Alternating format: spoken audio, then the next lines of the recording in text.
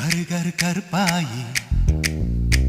நீ வெளுத்தது ஏன் கருப்பாயி தொட தொட தொட மாட்டேன் தொட்டா நானும் விட மாட்டேன்